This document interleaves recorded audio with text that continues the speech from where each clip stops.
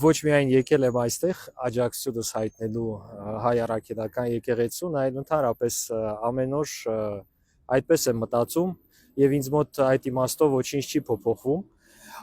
որովհետեւ առաջինը սա մեր հայ առաքելական եկեղեցին է եւ մերը պիտի ավելի պաշտպանված լինի մեր ձեռքերում, քան այլ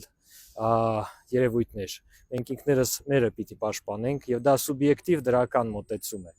Այո, ես սուբյեկտիվ եմ շատ եւ ես սիրում եմ մեր եկեղեցին, որովհետեւ ինքն էլ մեզ է սիրում։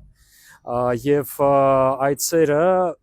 նաեւ բարբերաբար պետք է ապացուցել։ Ահա այս պահն էր, որ պիտի ապացուցենք մեր սերը մեր եկեղեցու հանդեպ եւ այդ թվում նաեւ մեր հոգեվորականների հանդեպ։ Ես ոչ միայն կուզեի աջակցել մեր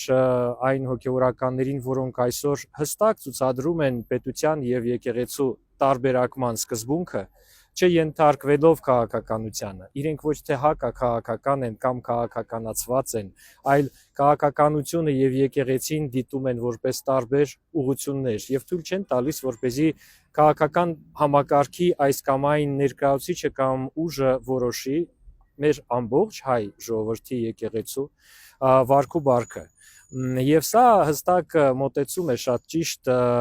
այնպես ինչպես նաև եկեղեցին տարբերվում է քաղաքականությունից իր ավելի մեծ ուժով եւ հեղինակությամբ, սա նաև տեսնում ենք մեր ռեյտինգներում,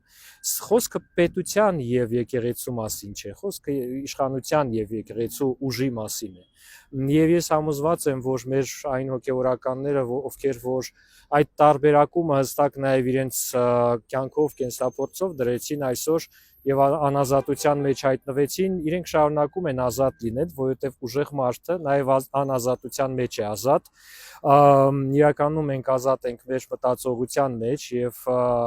պիտի փորձենք բոլորս ազատ լինել մեր մտածողությամբ, ազատ դրական իմաստով, ստեղծագործական իմաստով եւ միասին ապրելու կարողության իմաստով։